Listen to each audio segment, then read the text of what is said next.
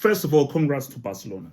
That's the first. And the first thing is congrats to Barcelona because they were always going to win, but now it's done because first of all, at the beginning of the season, Real were the favorites.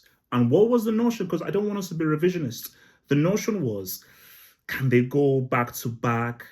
It's Real Madrid are a quality team. They just got Mbappe and Hansi Flick. Okay, you can do that at Bayern. Can you do this with this Barca team?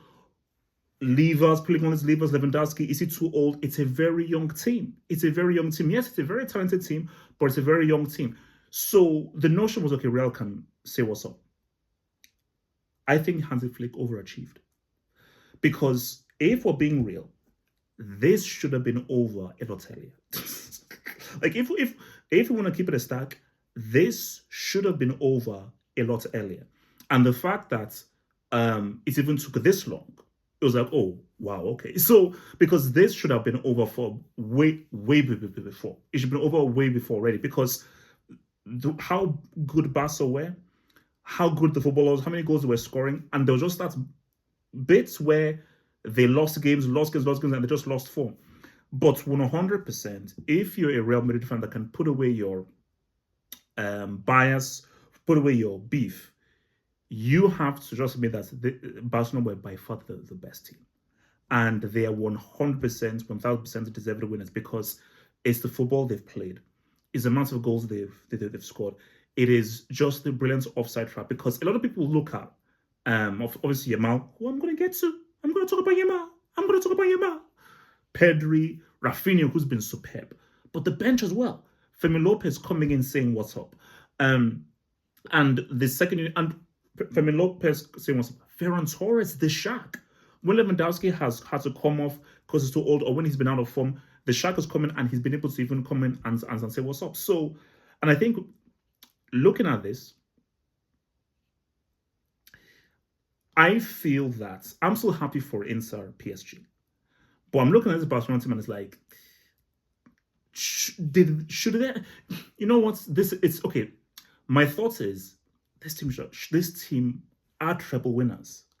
This team should have won the treble based on just what they've done. But that's just been disingenuous to Inter Milan because again, bro, that match is going to go down. That was a match for the ages. So rather than say, oh, Barca should have won, let's give Inter Milan credit for just how they slayed the dragon of all dragons and just how they were able to beat Barcelona. So it's just incredible what Inter did because, guys, this is a really good team. This is a really good team. And I think if you love football, you have to admire this team. And for Hansi Flick, if he just gets supported in the markets, he gets like another good quality striker to replace Lewandowski, some defensive backup, some midfield backup, this team is looking very good. This team is looking very good going forward, man. So 100%, it's deserved winners. And it's like, what? Okay, and now here's the big thing here.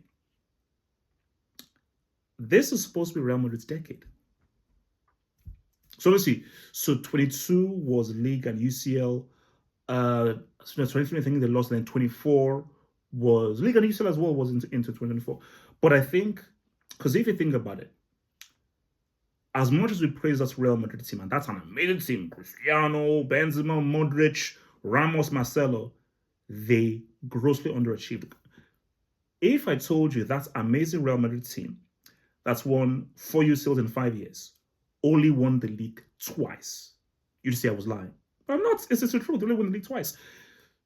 So I think the notion was, okay, Barcelona, they've lost Messi. They have no money. Bartomeu tax. Having to pull levers and do all this background stuff to get players. This is Real Madrid's decade. Real Madrid will dominate. But I think what we've seen is this Hansi Flick coming through and the kind of players they have, whether that be Yamal, whether that be Pedri, or looking at what Rafinha is doing on, for me, Kubarsi, because, guys, that is a very good defender right there. Because why I'm so impressed by Kubarsi is, if you know football, the best defenders are much older because defending is the most psychological aspect of football. The position of football that requires mostly about the brain and your maturity in the brain is the defender. Hence, so the best defenders are the guys who are mostly like in their 20s or even in their 30s as well. the offside trap is extremely hard to play as a defender because you have to be super aware and your timing has to be precise. So what Kubasi has able to do in that trap is amazing. I'll give you an example. Araujo is much older than Kubasi. Araujo is much more experienced. But when Araujo comes, he makes mistakes and he messes up. And Kubasi, even if he's much younger, is far better at playing off the trap and is just a far better and a much more dependable defender than Araujo is, who literally has been a liability. So, I mean, shout out to him. So look, Real, you have a problem in your hands because this Barca team is not going anywhere. And this Barca team, if they strengthen, I'm going to say what's up. And do you know why this Barca team is so dangerous? Their best players are extremely young. So they're going to be a problem for years to come through. Kubasi is young. Pedri is young. Yamal is young. Fermin Lopez is young. Alejandro Balde is young. These guys are young bucks. So they're going to be around for a while. Will Barca win it next year? I don't know. And let me be fair right now. Real Madrid are not going anywhere. And Real Madrid could very easily win it next year because let's be real. Mbappe might end up with the Pichichi. And Mbappe has been very good. And Xabi Alonso is coming through. And Xabi Alonso already has his first signing, Dean Hussein. So if Xabi Alonso gets his players and can figure out the Mbappe, Vini, Jude dynamic, oh my gosh, we have a very fascinating title race. So for next season, with Xabi Alonso, if he gets his team, and if Hansi Flick strengthens with this team, and if these young guys go better, guys, this La Liga title race might be the best ticket in town. It might be the best ticket in town. And for Atletico, I just don't know how they'll win a league, bro. I just don't know because I think that Real and Barca are just going to go from strength to strength. But who's for Atleti? Now, let me take a sip. Lamine Yamal, Chief Oga. He's the best player in the world. If you disagree, you don't know football. I'm not going to argue with him. See guys, I'm not shit right now. I'm not here to negotiate or argue, maybe. If you don't agree that Lamine Yamal is the best football player in the world right now, you do not know football. Simple as that. You can say, oh, that's rude. I don't give a damn. I know the sport. You have to understand.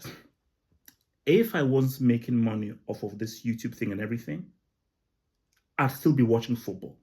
Because this is my life. This is my passion. This is what I love more than anything. Football, this is my full-on passion, which is football here. So this is me. So you have to understand here that Yamal is what is giving me that passion. Even if I didn't have to put up videos or do live shows, I would watch Yamal for free. Because I'm like, bro, this is why I love football. This is why I have been obsessed with this sport since I was 6 years old. Buying management games, speaking tax. I told you, like, look, bro, my mom even showed me the story of where, like, bro, you know that a guy told me in school, like, say, bro, I've never had a kid this obsessed with football before. Like, it's quite scary. And I was like 6, 7 years old. That's only psychotic. And there's times where I've lost passion for football. And I'm like, bro, I have to do this live show on this YouTube thing. And I'm like, I have to do this live show of this match that's trash. All these players that are trash. And I have no passion because the players are whack. The match is whack. It's trash, but I've got to do it because you're going to do it for the algorithm and streams. But when I watch him, I'm like, thank you. This is why I love football. This is why I got obsessed with the sport. And you just have to accept it. This kid is special. If he was 27 years old, he'd be the best player in the world. If he was 32 years old, he'd be the best player in the world because this is the notion I want to stop. Oh, it's because he's so young. Oh, he's amazing for 17. Forget his age. Let's say he's 28. He's the best player in the world. Shout out to Salah. Shout out to Rafinha. Shout out to Ousmane Dembele. There is no player that is doing what Yamal is doing on a pure footballing level. And if you understand football, you understood when you saw Messi, like, okay, there's something about this kid. But do you know what's different between when we saw Messi, when we saw R9, when we saw Neymar, is there were better players out there. So as good as Messi was as a teenager, we knew that, yo, bro, Dindino is still there, bro. Yo, bro, Henry is still there, bro. As good as Arman was, yo, bro, Romario is still there, bro. Yo, Badri is still there, bro. The problem is, because of the issue we've been talking about with football, where are the ballers? Where are the individuals? You're looking at the field. Yamal is the best. Because there's nobody doing what he's doing. Give me the 27-year-old doing what Yamal is doing. Give me the 30-year-old doing what Yamal is doing. And don't give me stats. See, if you give me stats, you don't know football.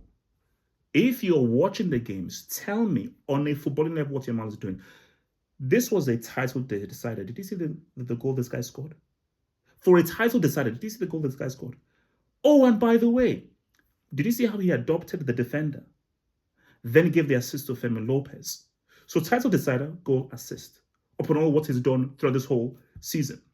And against Inter Milan, the best player over 2 legs wasn't Denzel Dumfries because of GA.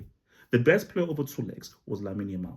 And the fact is, when you just look at how people are talking about him, what commentators say about him, you know, he is the best.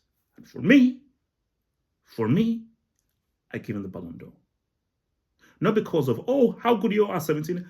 I give him the Ballon d'Or because you should be the face of football. Football's ambassador, football's representative should be Lamine Yamal. Because if he is the face of football, football is in a very good place. And this could very well be football's savior. This could be football's savior. Gets real.